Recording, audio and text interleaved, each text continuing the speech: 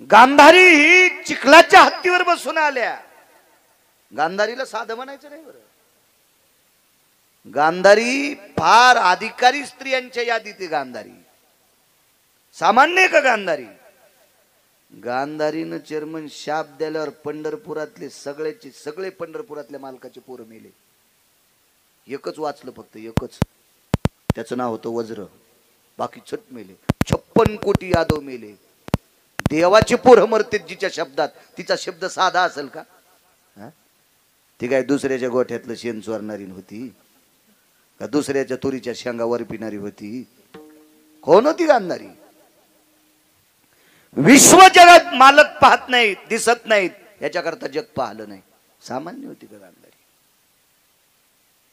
पंढरपुरातल्या मालकांनी तिचे पोरं मारण्यासाठी दुर्योधनाच्या कमरेला फुलाचा हार गुंडाळला. कोण भेटलं होतं रे वाटात?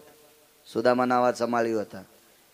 गांधारी म्हणली सुदामा नावाचा माळी नव्हता, द्वारकेतलं काळ होतं.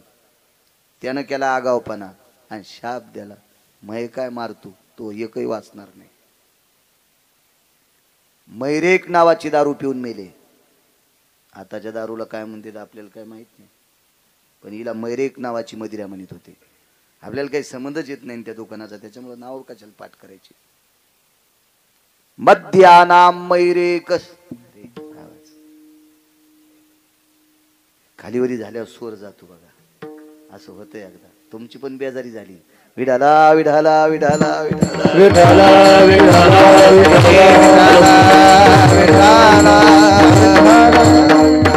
तुमच्यासारख्याची बेजारी तर आम्हाला तर काहीच अक्कल नाही स्वराची. नाही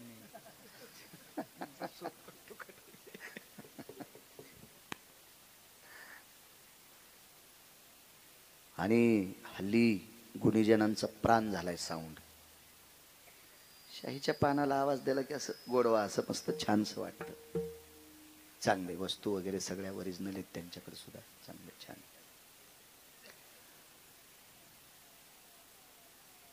एक पोरग वाचलं बरं का फक्त महाराज. कशामुळे वाचलं? त्याला एका वारकऱ्याचा प्रसाद खायला भेटला इजुबा. त्या वारकऱ्याचं नाव होतं सुदामदेव. चिमूटभर पोहे खायला भेटले. काय यमाची मायवेली. वारकऱ्याचा प्रसाद खाल्ल्यावर त्याला मारतोय. त्याचं नाव होतं वज्र. वज्र वज्र. वारकरी तसाच लागत ना. चालू कीर्तनात व्हॉट्सअप खेळतो. हराम खोरा, तुला कोण्या नरकात टाकाव देवाला कळणार नाही. तू ह्या महाराजाला फसव, आमच्यासारख्या गायल्या गुंग्याला तू पंढरपुरातल्याला फशीत वैरी सुबळ्या. हा, त्यानं रावणाला दुपारा 2:18 आपटू हाणलंय. तुला तर घरात घुसू हाणीन. वारकरी वारकरी होता. त्या वारकऱ्यावर देव किती प्रसन्न. चेअरमन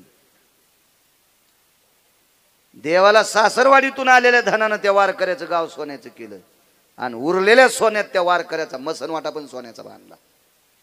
हे वापस आणू नका म्हणले सोनं, मसनवाटा सोन्याचा करा. आणि त्या वारकऱ्याचा प्रसाद खाल्ल्यावर एक पोरगं वाचलं, वज्र नावाचं. सगळे मेले. कोणाच शापानं? गांधारीच्या. हाकेसर शिवडी सांगतोय. या गांधारीच्या 100 कार्ट्यानी चिखलाचा हत्ती तयार केला. त्याच्यावर बसून बाई वाण द्यायला गेली.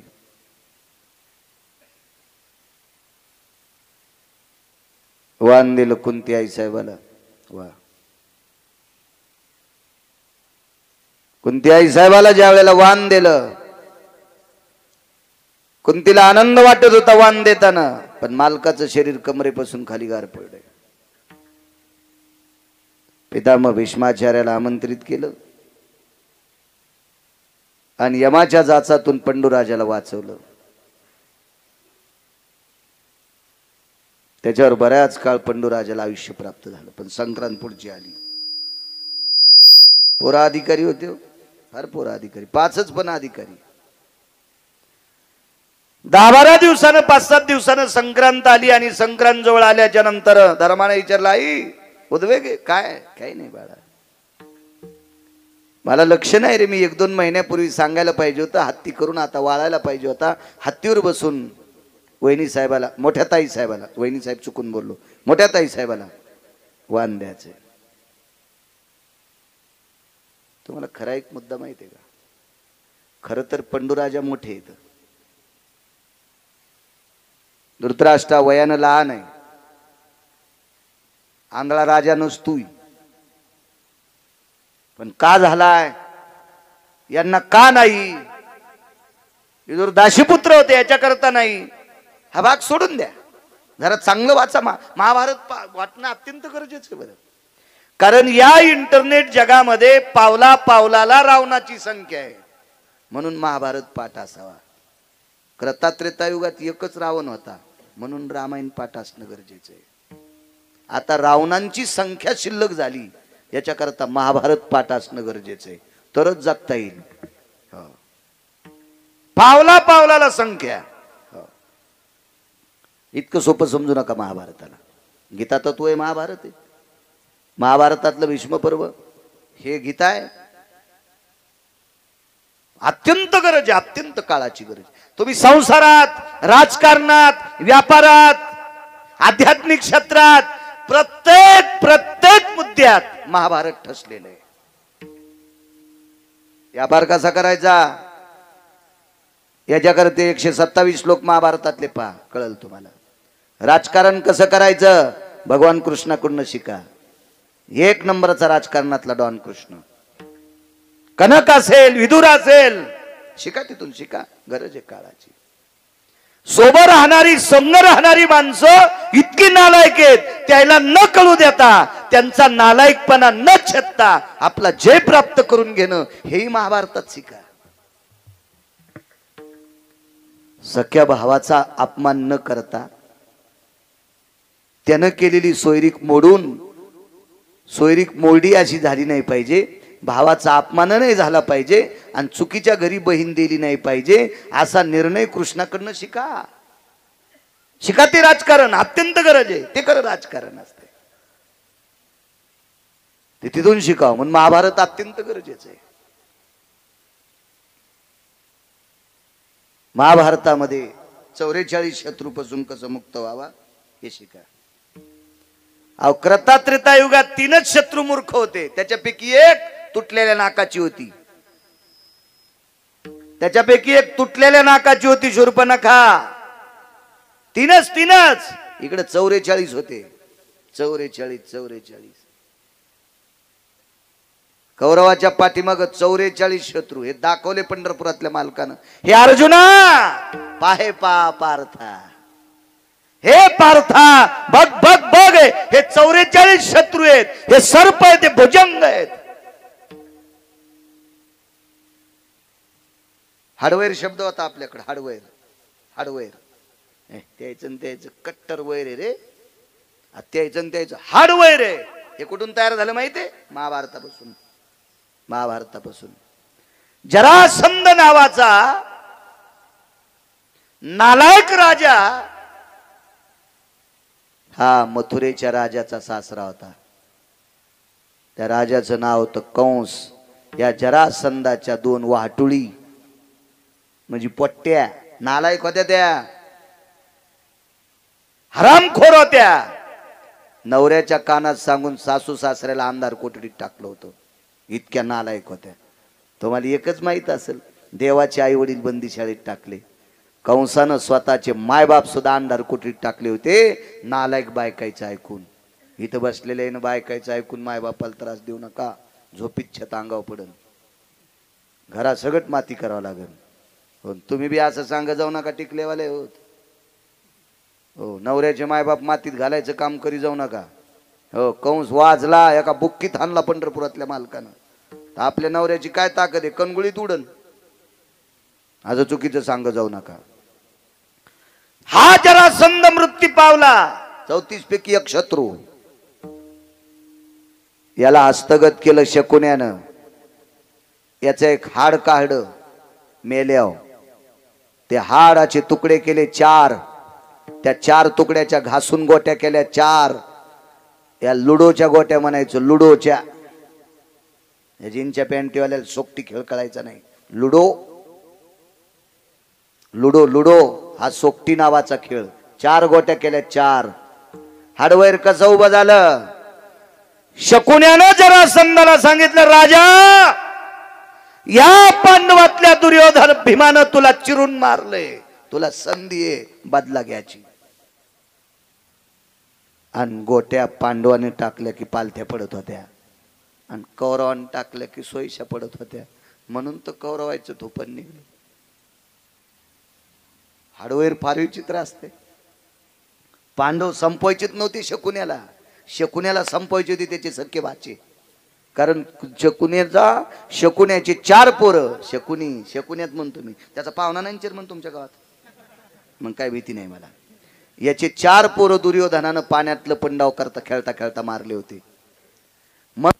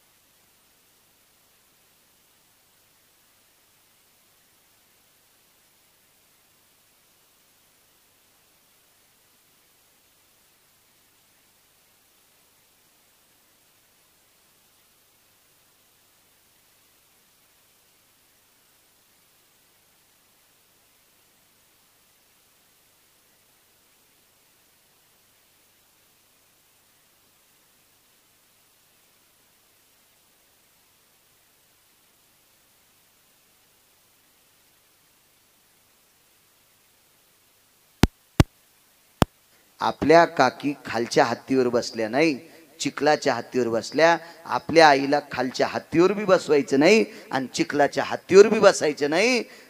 33 कोटी देवाच्या राजाचा हात. दिनं ज्या वेळेला चोळीची गाठ सुटली त्यावेळेला देवाला एक आठवण करून दिली ती. द्रौपदीचं सकाळी स्नान आटपल्याच्या नंतर द्रौपदी ज्या वेळेला हातात कंगवा घेऊन डोकं विंचरत होती त्यावेळेला कंगव्या वाट डोक्यातून गळालेली केस डोक्याचे एक न एक केस सापडत होती. कोणाला सापडू देत नव्हती. का? ही गोष्ट धर्माला माहित होती. आणि कौरवाच्या पक्षामध्ये कांतिप्रिया नावाची दासी होती. कांतिप्रिया नावाची दासी ही गांधारीची दासी होती. आणि गांधारीच्या दासीला माहित होतं अर्जुनाच्या अंगावरचे रोम कृष्ण म्हणतात झोपी गेल्यावर, आणि द्रौपदीच्या अंगावरचे रोम कृष्ण म्हणतात.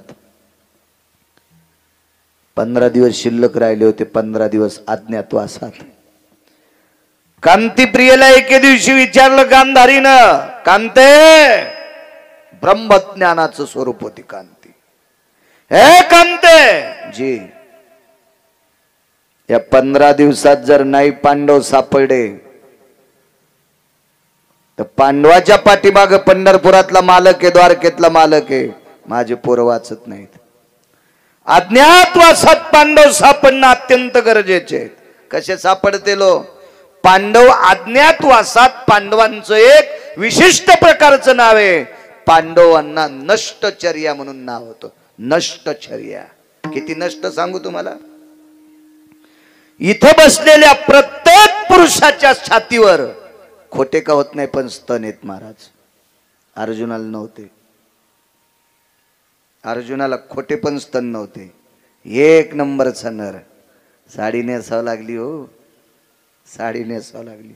ब्रह्नडा व्हावं लागलं. ब्रह्नडा ब्रह्नडा. ज्याच्या रथाचे चाक घासू नये याच्याकरता पृथ्वी एका इतीनं रथ आधार झेलीत होती. इतका तत्ववादी धर्म कंक झाला हो. हिशोबनी झाला. चार्टेड अकाउंटंट झाला. काय ताकद असेल कल्पना करा. 48,324 दाशा जिच्या इथं भांडे घासीत होत्या ती शेण काढत होती. कांतिप्रिया नावाच्या दाशीनं सांगितलं, मालकीनबाई एक पर्याय आहे.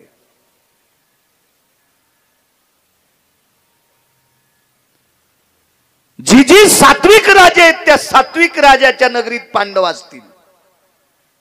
काय करावं लागेल ग?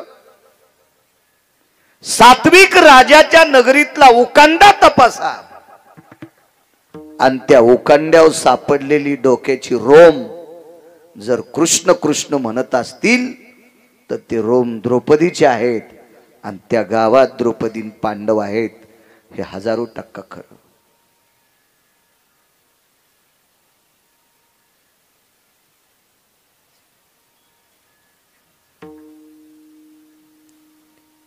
कलियुगामध्ये जनाबाईनं हात लावलेल्या गौऱ्या विठ्ठल विठ्ठल म्हणत होत्या.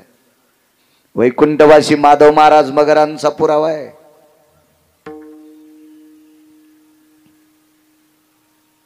द्रौपदीनं शेण काढल्याच्या नंतर शेणाचा गोळा बाजूला ठेवायची आणि जिथं डोकं विचारलंय त्या जागेवर त्या शेणाच्या गोळ्याला थापटून खाली पडलेली रोम सगळी त्याच्यात गुंडाळून टाकायची. तुळशीच्या बाजूला एक शेकोटी असायची, त्या शेकोटीत त्या शेणाची गोळी वाळलेली टाकून द्यायची. धुरातून कृष्ण कृष्ण नाव येत होतं. धुरातून काय सापडेल. विटेवरच्या मालकाला सांगितलं, देवा वनवासात भजन केलं रे आम्ही, परी त्या देवासी आठवी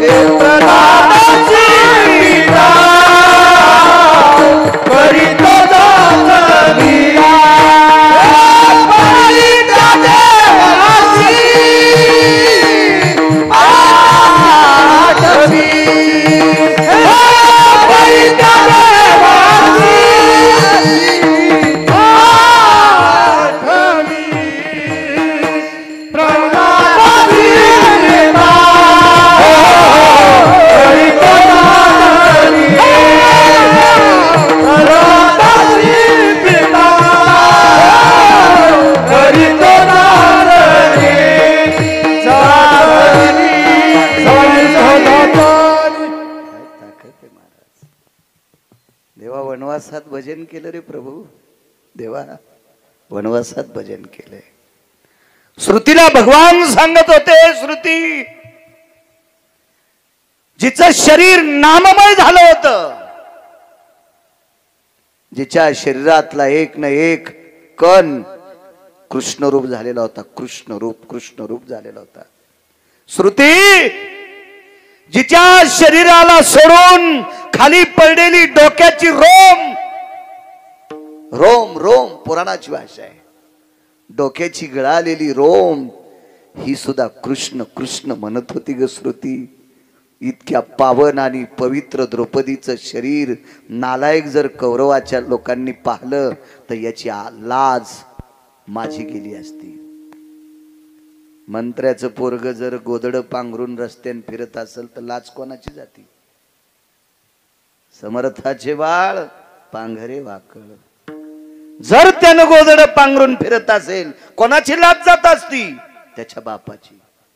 मी जगाचा बाप हे श्रुती, माझ्या सत्तेशिवाय झाडाचं पान हलत नाही.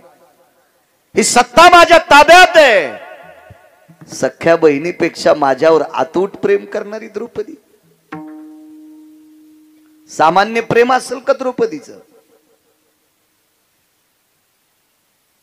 कपाळावर कुंकू असल्यावर पदराकून नाटी फाडीत नसते. आणि पदराकून नाटी फाडायची दशी एक प्रसंग असतो, तो माझ्या महाराष्ट्रातल्या भारतातल्या स्त्रीला येऊ नये. मालक गेल्याच्या नंतर 13व्या दिवशी भाऊ नाटी आणीत असतो.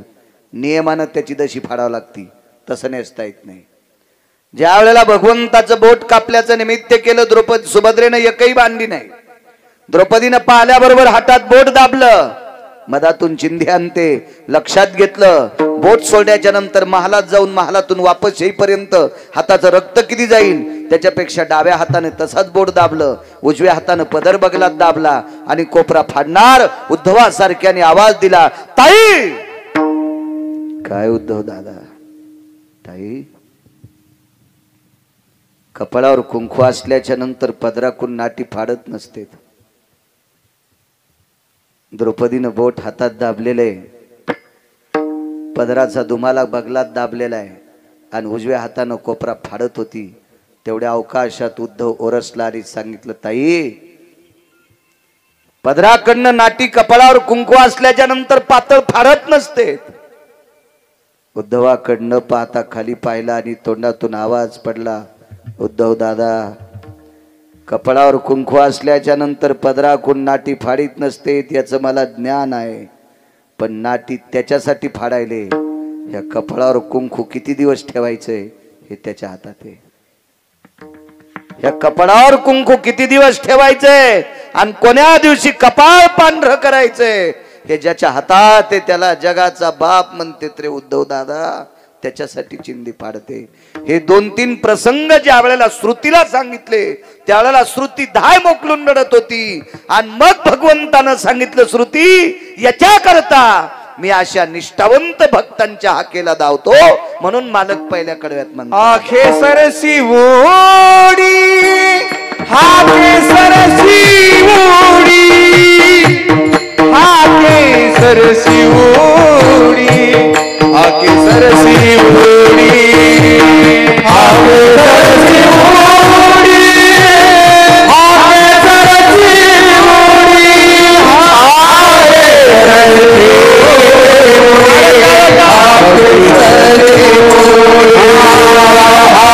सरसी ओडी, आके सरसी ओडी, आके सरसी ओडी, आके सरसी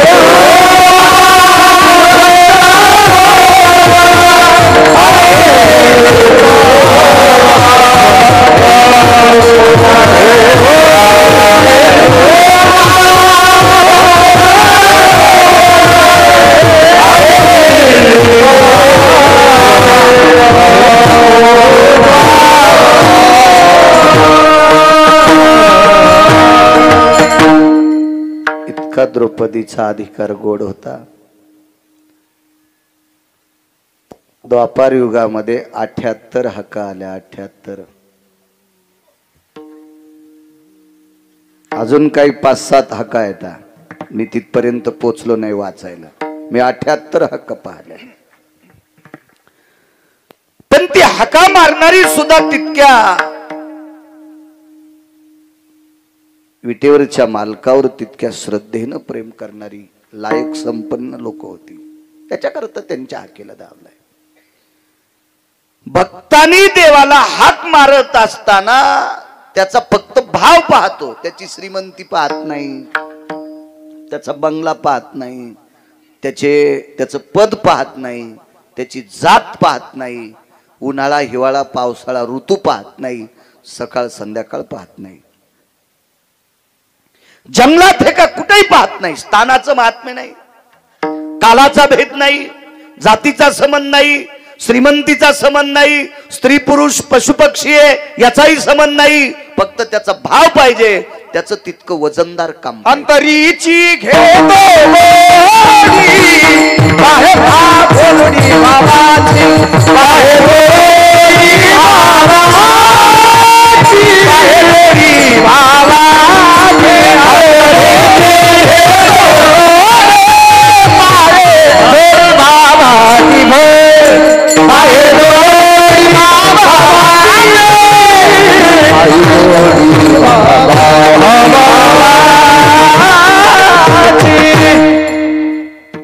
फक्त प्रेम पाहिजे, भाव पाहिजे, भाव पाहिजे.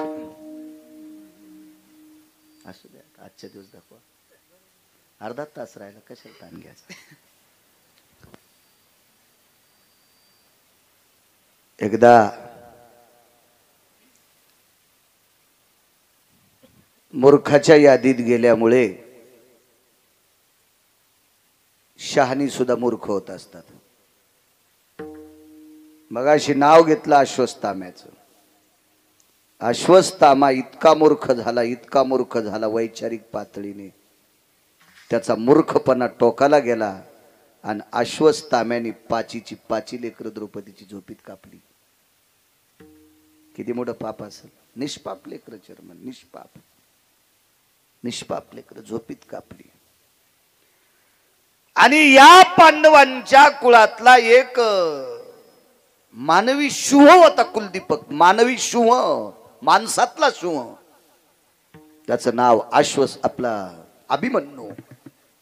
द्रोणाचार्यांच्या चक्रव्यूहाच्या प्रसंगात, युद्ध प्रसंगात तो मृत्यू पावला. एकांतात द्रौपदीनं मीटिंग घेतली. काय ताकद हो लोकांची आहे. काय अधिकारी मावल्या होत्या भारतात, काय प्रभावशाली मावल्यात. विटेवरच्या मालकाला जवळ बसवलं आणि जॉब विचारला, हे जगदानंद कंदपते कशा करता युद्ध केलंस रे? याच्या करता.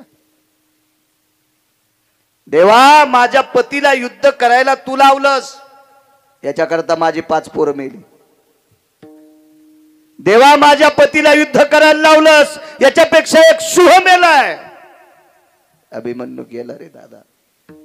काय गरज होती युद्ध करायची? अरे, कौरव सुईच्या आणीवर बसेल इतकी माती देणार नाहीत, हे आम्हाला ठाम माहीत झालतं. आम्ही लोकांची भांडी घासून खाल्लं असतं रे. तुझं नाव घेऊन मधुकरी मागून खाल्ली असती रे. कशाला दे तू राज्य? आता कौरव मारशिले आम्हाला माहित आहे, पांडवाला गादी देशिले माहित आहे. पण पांडव गादीवर बसल्याच्या नंतर पांडवाच्या पश्चात ही गादी कोणाच्या हवली करायची रे? हाकेसर शिवडी उदाहरण क्रमांक 2 सांगतोय. पुढचा प्रसंग आहे. कोणाला द्यायची गादी? विटेवरच्या मालकानं सांगितलं, ताई युद्ध तुम्हा दोघांसाठी केलंय. कोण दोघ? एक तू, दुसरे भीम. देवा, माझा आणि युद्धाचा काय संबंध? ऐक ताई, ज्या दिवशी दुर्योधनाने दुःशासनाला पाठवून तुझे केस धरून ओढीत आणलं होतं आणि त्यानं मांडीवर बसवलं, त्या दिवशी तू पण केलतास. या मांडीचं रक्त ज्या दिवशी डोक्याला लावीन त्या दिवशी ये निघालीन. ताई, युद्ध जर केलं नसतं तर दुर्योधनाची मांडी फुटत नव्हती. आणि दुर्योधनाची मांडी फुटली नसती तर तू जोपर्यंत जिवंत आहेस तोपर्यंत तुझे केस मोकळे राहिले असते. आणि बाईचे केस फक्त ठराविक वेळेला मोकळे असावा. बाईनं कधीही मोकळे केस ठेवायचे नाही. कोण्या? या संस्कृतीतल्या. बाकीच्या इचकायची आपली काय लायकी, आपली पात्रता नाही, आपली योग्यता नाही, आपलं ते ज्ञान नाही, आणि हा संप्रदाय सांगत नाही. बाकीच्या काय गरज आहे? पण या भारतीय संस्कृतीतल्या, सनातन संस्कृतीतल्या, वारकरी संप्रदायातल्या अनुयायी स्त्रीनं ठराविक वेळेला केस मोकळे असावा. नवरात्रीत आपण जगदंबा उत्सव साजरा करतो, तर नवरात्रीमध्ये काही लोक त्या जगदंबेला, त्या प्रतिमेला मोकळे केस सोडते. चुकीची प्रणाली आहे. जगदंबा केस मोकळे कधी सोडित होती माहितीये का? हराम खोरायला हाणताना. युद्ध करत असताना जगदंबेचे केस मोकळे असावा. एरवी जगदंबेचे केस कधीच मोकळे नसावे. वज्रेश्वरी, कामेश्वरी, प्राणेश्वरी, विमला, कमला, दुर्गा, पुराणातली नाव आहेत. कधी नाही मोकळे ठेवले केस, फक्त युद्ध करताना. या भारतीय संस्कृतीतल्या पवित्र स्त्रीचे केस 4 दिवस मोकळे असावा रजस्वाला असताना. कुंखाच्या करंड्याला हात लावायचा नाही. आरसा एखाद्या अडचणीत असतो तिथं शिवायचं नाही म्हणून मोकळे असावा. अजून 4 प्रसंगातला एक प्रसंग सांगतो. आपल्याकडे संस्कृतीमध्ये भावकीतला माणूस जर गेला तर 10व्या दिवशी सुतक फेडायला एका विशिष्ट प्रकारच्या नदीवर किंवा गंगेवर जात असतात. आणि तिथं सुतक फेडत त्या दिवशी घरापर्यंत येईस तर केस मोकळे असले तरी चालते. एरवी केस मोकळे ठेवायचे नाही. अजून 2 ठिकाणी मोकळे ठेवतेत, पण त्याला पुराणात आधार नाही. अंगात आल्यावर पण त्याला पुराणाचा आधार नाही, शास्त्राचा आधार नाही, वेदाचा आधार नाही, ऋषीमुनींचा आधार नाही. तिथे केस मोकळे सोडतात. का सोडत असताल देव जाणे बाबा. पण स्त्रीने केस मोकळे सोडू नये. ताई, तू तर पण केलता ज्या दिवशी रक्त मांडोक्याला लाईन, आंघोळ करीन नाहीन, त्या दिवशी केस बांधीन. याच्याकरता युद्ध करावं लागलं. आणि भीमाने एक पण केलता. ज्या मांडीवर माझी धर्मपत्नी बसली ती मांडी एके दिवशी फोडणार आणि त्या मांडीचं रक्त घाटा घाटा प्याणार. असं म्हणलं असेल का भीम? भागवतकारांनी वाचून सांगितलं पाहिजे. कॅशेट उघडल्यावानी नाही केलं पाहिजे. कारण पांडव माळकरी होते आणि माळकरी माणसं हरामखोराचं रक्त कसं पेतील? भीमाचा पण होता. यती जन्नू जंघा ललाट प्रपटले शिमतिलकोती जायते. ज्या मांडीवर एक पवित्र स्त्री नालायकानं पापात्मक वासनेनं बसवली, ही मांडी एके दिवशी फोडणार आणि त्या मांडीतून निघालेल्या रक्ताचा तिलक लावणार, समुद्र स्नान करणार आणि तिथून पुढे गंध लावायला सुरुवात. भीमा, अविरत जर तुम्ही पांढऱ्या कपाळाचे राहिले असता याची लाज मला होती. माझी बहीण केस मोकळे सोडलेली असती याची लाज मला होती. याच्याकरता युद्ध केलंय. दादा, या 2 गोष्टीची लाज सांभाळण्यासाठी युद्ध केलं. आणि आता खुर्ची बसायला कोण आहे? गेला ना आमचा दिवाळी झुून. तुम्हाला एक सांगू का? वाऱ्यामध्ये बुड झाडाचं मोडल्यालं कितीतरी उत्तम, पण वाऱ्यामध्ये झाडाच्या सगळ्यात जर फांद्या उडून गेल्या आणि चर्मन बुड जर शिल्लक राहिलं तर बुडाला दुःख असते. बुड या शब्दाचा अर्थ बाप आणि फांद्या या शब्दाचा अर्थ लेकर. लेकर गेल्यावर बापाला आनंद असतो का? बुडाला किडा लागला सगळे जातील, पण फांद्याला किडा लागल्यावर, फांद्या गेल्यावर बुड निस्तर राहिल्यावर काय कामाचं? देवा काय करायची रे आम्हाला गादी? ताई, काळजी करू नकोस. 4.5 महिन्याचा गर्भ तुझ्या एका सुनबाईच्या पोटात आहे. तिचं नाव आहे उत्तरा. तिचा झालेला मुलगा या गादीवर बसेल. गुप्तचर बाजूलाच होता. लगेच दुर्योधनाच्या कानात फोन. राजकुमार, अश्वत्थाम्याने 5 मारली.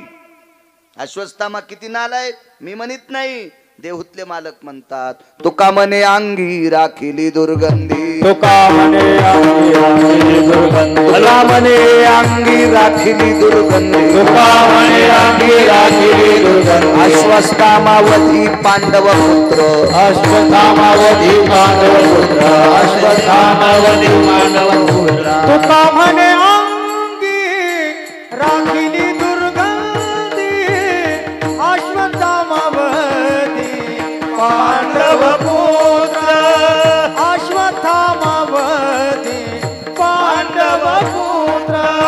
तुका म्हणे अंगी राखिली दुर्गंधी, अश्वत्थामावधी पांडव पुत्र, अश्वत्थामावधी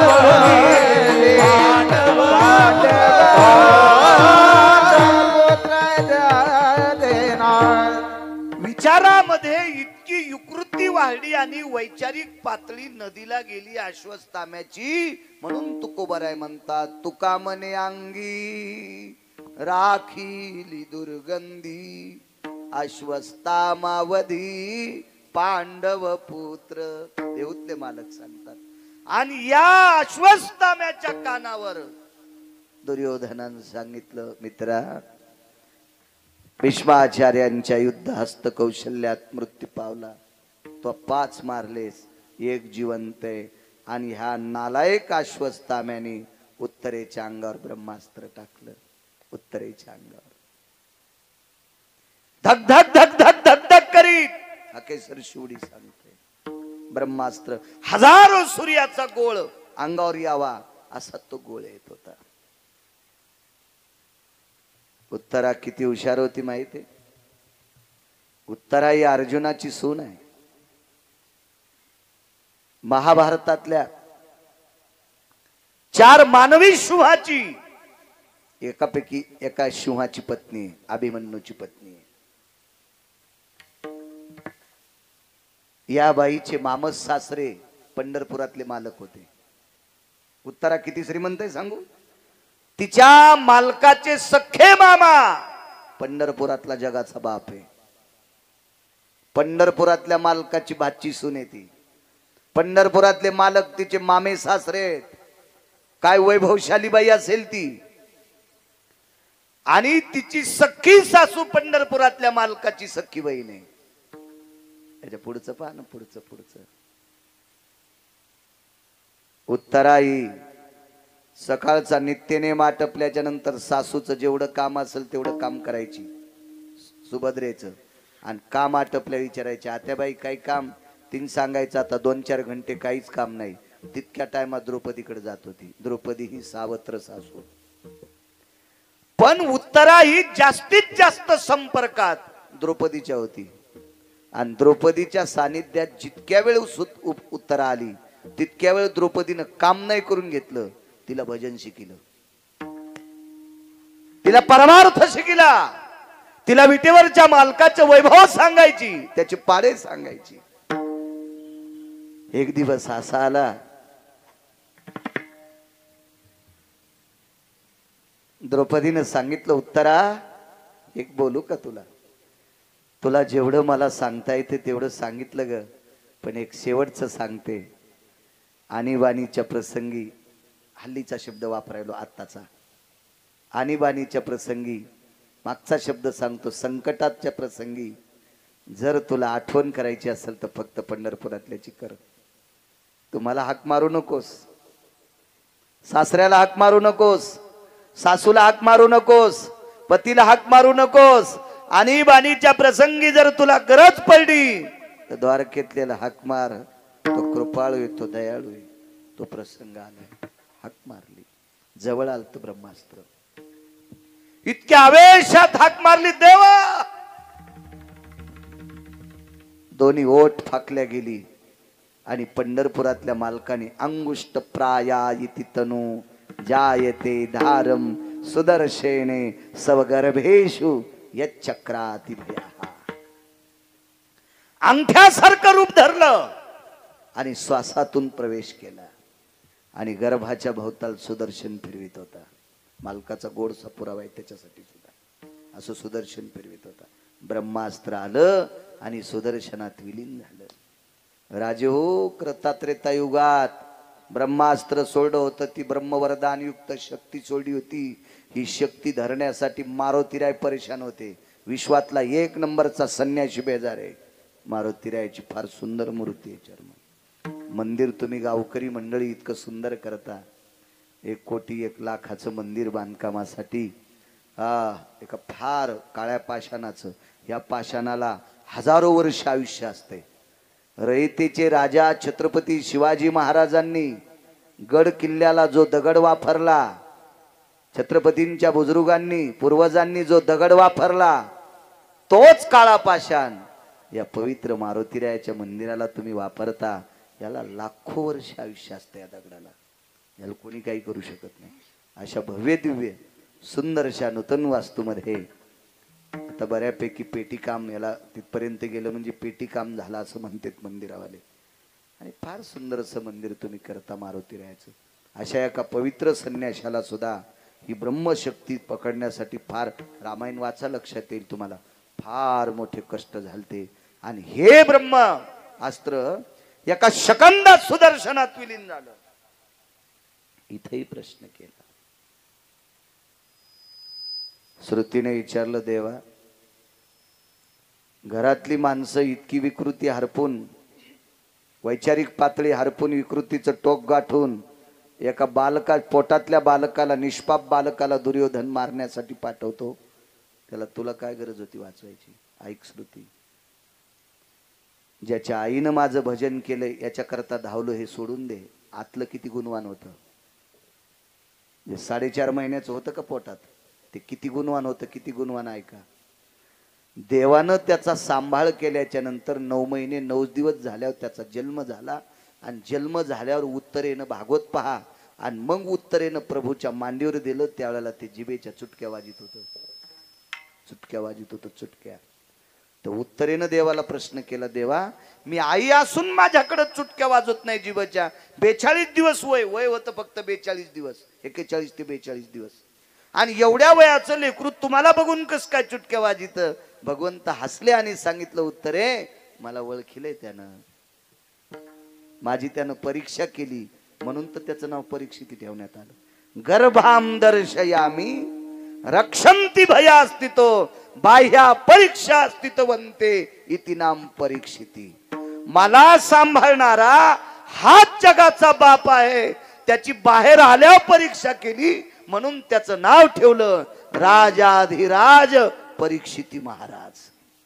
श्रुतीला सांगितलं, श्रुती याच्या आईनं माझ्यावर किती प्रेम केलंय, माझं किती भजन केलंय, तिचा जीव सांभाळ. करडीच्या तोंडासारखा लाग असायचा, लाग जरासा जरी तिरपट झाला तर चोळी हुकत होती. फाडीत कशावर? चोळीला कातर थोडीच होती, बोटावर खण फाडायचा. टिकल्यावाल्यानं हसू नका, जुन्या म्हाताऱ्याला विचारा, तुम्हाला काय माहिती तुमच्या काळात हे सगळं प्लॅस्टिक आलं. विचारा जुन्या म्हातारीला, आपली आजच सासू असेल, आपली वयस्कर सासू असेल, कधी कधी जुनं विचारा, तर इथून पुढे जगायला सोपं जाईल. ज्यानं नवं डोक्यावर घेतलं का त्याची एके दिवशी मान मोडणार आहे. विठाला विठाला विठाला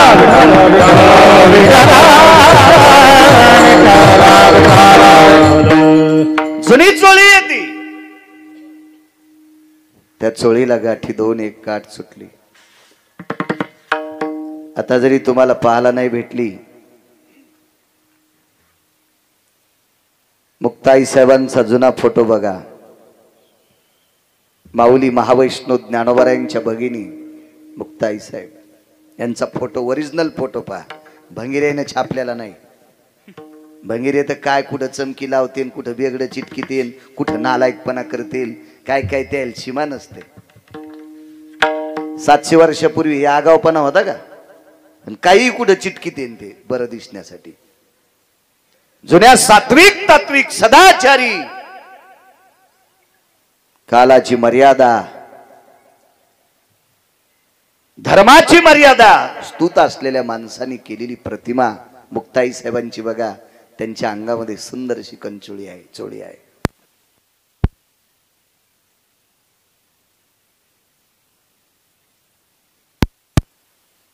सुरुवात केली आणि चोळीची एक गाठ सुटली. गाठ सुटल्याबरोबर बकेट खाली ठेवावंसं वाटलं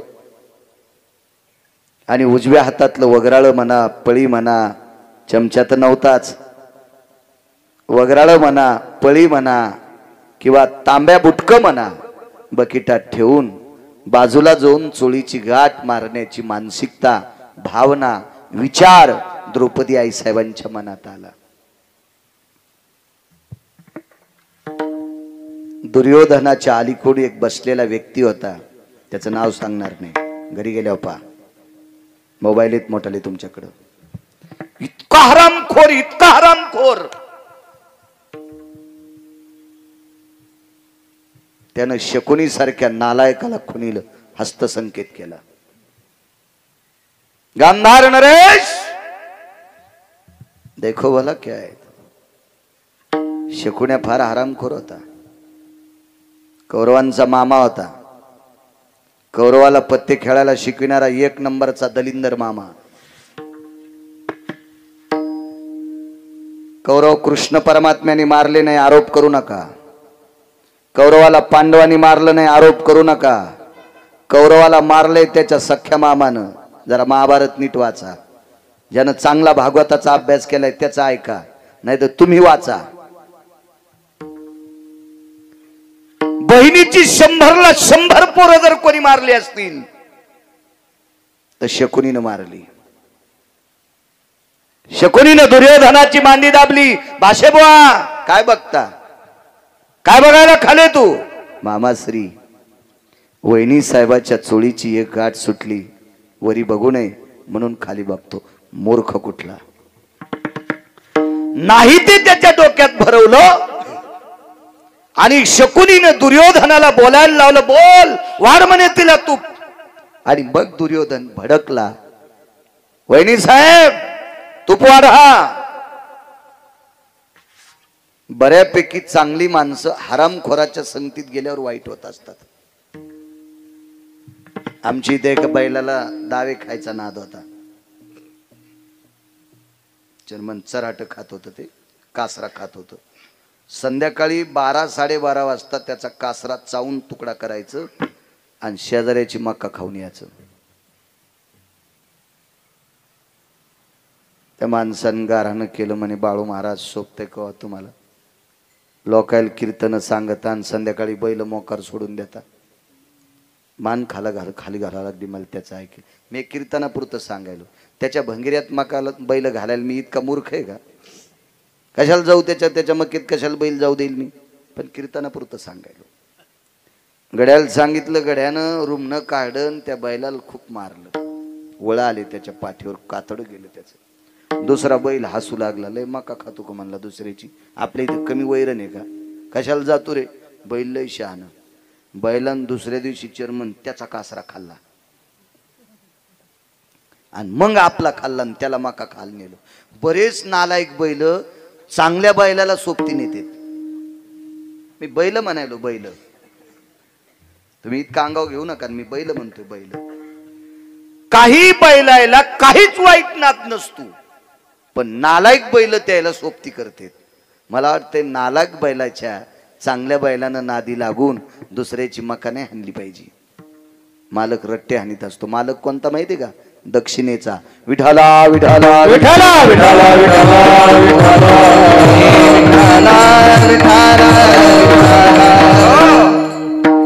तसा दुर्योधन मुळात वाईट नव्हता महाराज. दुर्योधन ठराविक लोकांच्या संगतीनं नालायक झाला. त्याच्यावर कशाला हात देतो रे? पुढे सरक ना. लय तू कंबर मोडी का? सरक पुढं.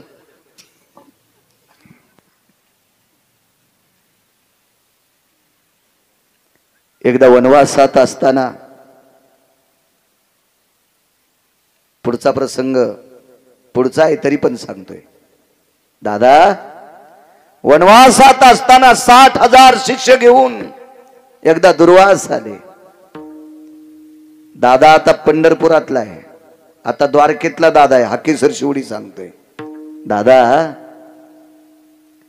हे जगदानंद कंद जगतपते, माझे पती हैराण झाले, जीव कसं घालावा.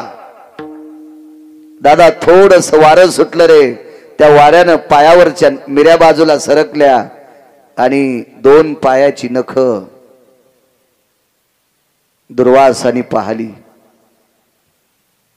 तेवढ्या अवकाशात एका पवित्र सात्विक सदाचारी आपल्या पतीवर अतूट प्रेम करणाऱ्या स्त्रीच्या पायाचे बोट पाहिल्याच्या नंतर अन्नपूर्णेला लाजावं लागलं आणि वाहत्या गंगेच्या पात्रामध्ये वाळवंटात स्वयंपाकाचं आयोजन झालं आणि 60,000 मुनी ऋषीसह शिष्यासह दुर्वास ठेवले. म्हणून महाराजांनी एक शब्द खर्चिला, जिचे होता दरुशन मिळे पोट भरी अन्न. दादा अरे माझ्यासारखीचे पाय बघितल्याच्या नंतर 60,000 शिष्यासह दुर्वास जेवतात. देवा जीवनभर अंग झाकून घेतलं रे. नेहमी सांगत असतो मी, या देशातल्या श्रीमंतांनी पैसा झाकून ठेवला पाहिजे आणि या देशातल्या पवित्र स्त्रीने कपड्याने अंग झाकलं पाहिजे. या दोन गोष्टी पवित्र सांगितल्या भारत देशात. पैसे उघडे ठेवायचेत नाही.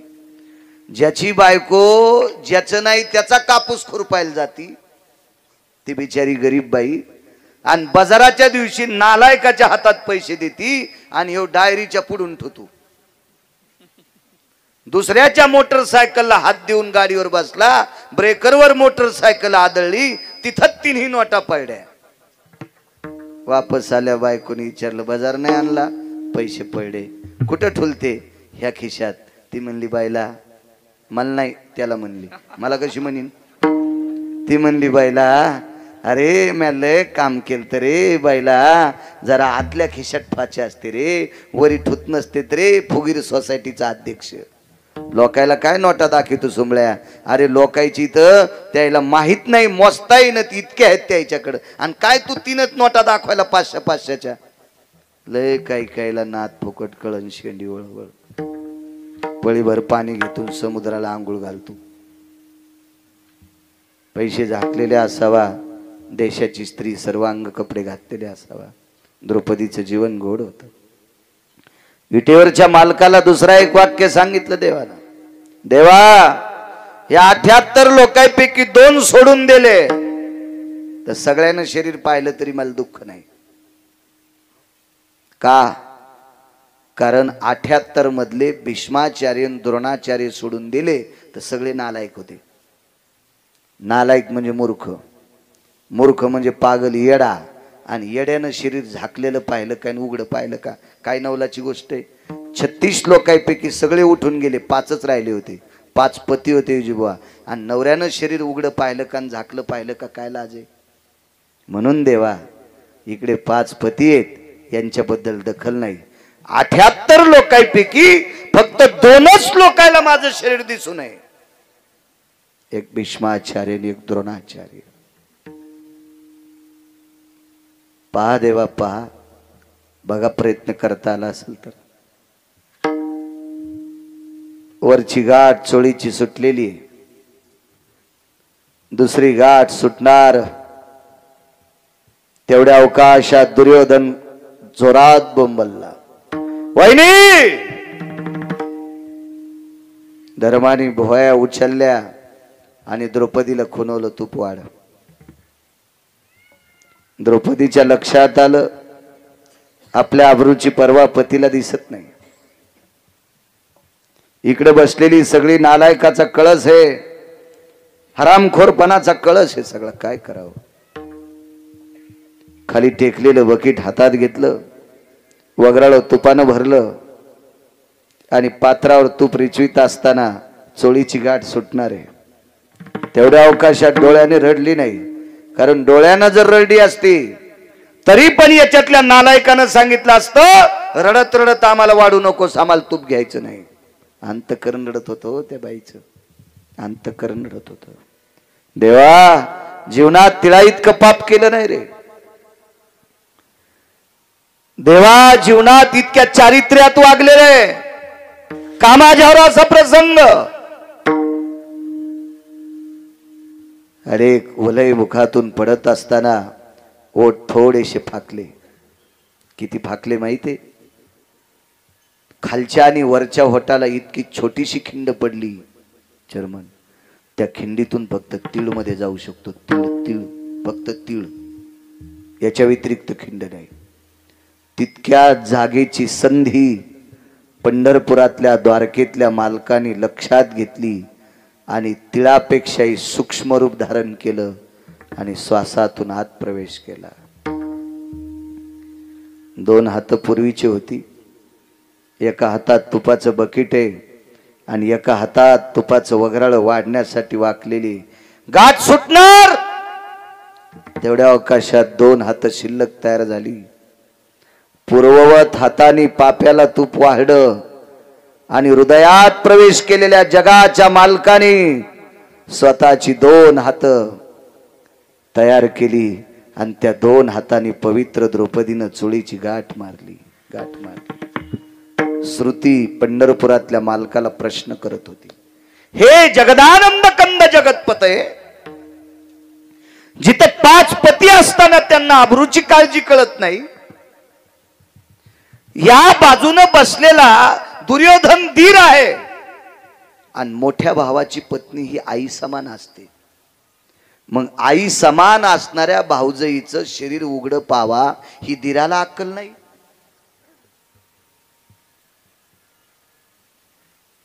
महाराज, भाच्याची पत्नी ही लेकी समान असते. भाची सून ही पोराच्या बायको जशी सून असती, तशी भाच्याची पत्नी सुद्धा लेकी समान असते. लेकी समान असते, लेकी समान असते, पोटच्या लेकी इतकी. अक्कल गहाण झालती का गांधार नरेशाची? कुठे गेली असेल अक्कल? जयद्रथ हा पांडवांचा चुलत मेहुणा आहे, सख्खा चुलत मेहुणा, दुर्योधनाचा सख्खा मेहुणा. आणि मेहुण्याच्या पत्नीचं शरीर उघड पाव, जयद्रथाची अक्कल कुठं मातीत गेली असेल का?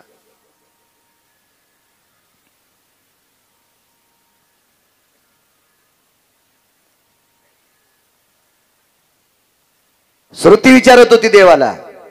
देवाने विचारलं, तू कशा करता विचारते? मी याच्या करता विचारते, रक्ताच्या नात्यातली माणसं नालायक झाली. ज्यांच्या नावानं कुंकू लावत होती त्यांनी माना खाली घातल्या. तुला काय गरज होती आतमध्ये प्रवेश करून हाकेला धावण्याची आणि 2 हात तयार करून चोळीची गाठ बांधून तिची प्रतिष्ठा थांबवण्याची? तुला गरज काय होती देवा? काय गरज होती तुम्हाला? कशा करता तुम्ही हा टास्क केला? तुम्ही रिकामे आहेत का? विटेवरच्या मालकानं सांगितलं, श्रुती तुला काय सांगू, द्रौपदीचं काय प्रेम आहे. विराट राजाच्या घरी शेण काढत असताना अविरत माझं चिंतन, विराट राजाच्या घरी दळताना सुद्धा माझं चिंतन. एक पुरावा सापडला.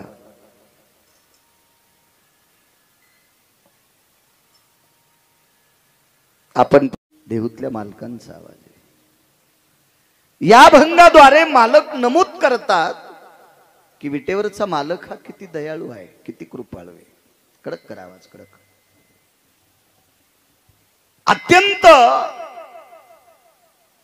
निष्ठावंत भक्ताच्या बाबतीत बोलायचं झालं तर जगाचा मालक इतका दयाळू, इतका दयाळू, इतका दयाळू की त्याचा दयाळूपणा मोजण्यासाठी विधात्याकडे तराजू नाही, इतका कृपाळू आहे.